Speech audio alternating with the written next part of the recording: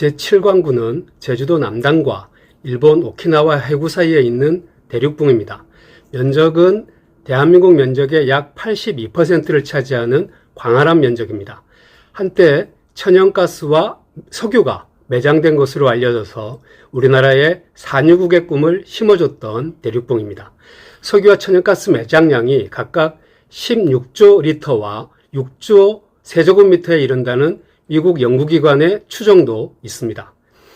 대중문화에서도 칠광구를 주목했습니다. 가수 정란이가 부른 제7광구 아마 기억하실 겁니다.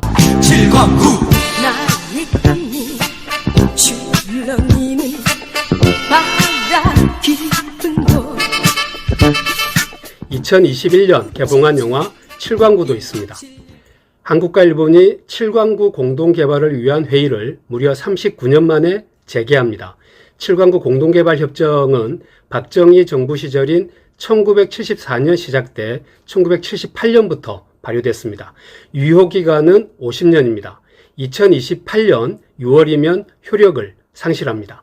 또 협정 만료 3년 전부터 일방이 협정 종료를 선언할 수 있습니다. 일본은 그동안 칠광구 개발에 소극적 태도를 보였습니다.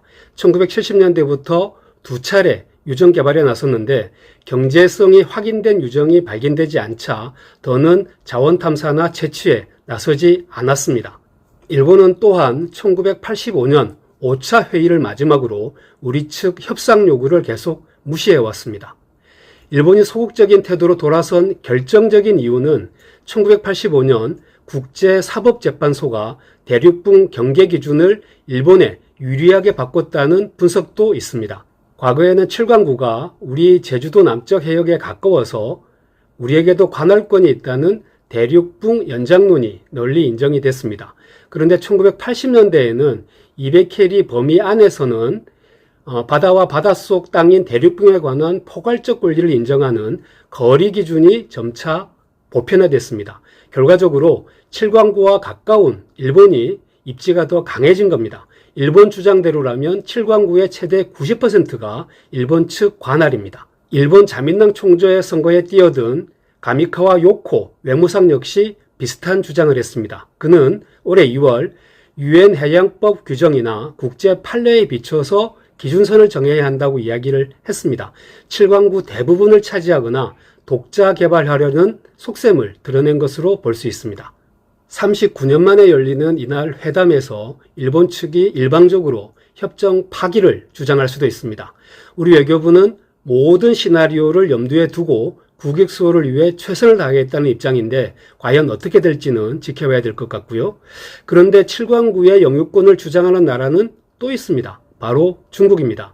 중국은 이미 칠광구와 가까운 동중국해에 16개에 이르는 천연가스, 석유 생산 플랫폼을 이미 구축한 상태입니다. 칠광구 서남쪽 해역에는 평후유전 그리고 룽징 가스전을 이미 운영 중입니다.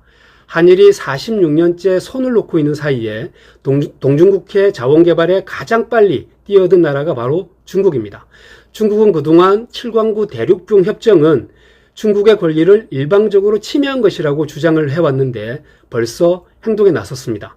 국회 입법조사처는 올해 5월 펴낸 한일 대륙붕 공동개발 보고서에서 한일 공동개발협정이 중국의 칠광구 대륙붕 탐사 개발을 사실상 그동안에는 억제해왔는데 이 협정이 무산되면 중국의 진출을 막을 수 없다고 우려를 했습니다.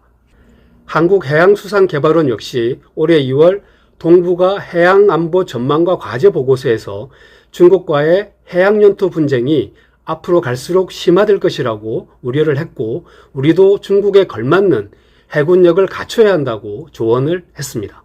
만일 한일 양국이 칠광구 협정을 파기하면 정치적 후폭풍은 아마 작지 않을 것입니다.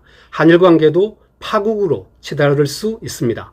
서로 합의해서 새로운 협정을 체결하는 것만이 현재로선 유일한 대안입니다. 정치권에선 내년 한일 수교 60주년을 맞아서 칠광구 협정을 새로 맺자는 구상이 이미 제기되고 있습니다. 한편에선 외교부 실무자들한테 맡겨둘 게 아니라 한일 정상들이 톱다운 방식으로 문제를 해결해야 된다는 주장도 힘을 얻고 있습니다.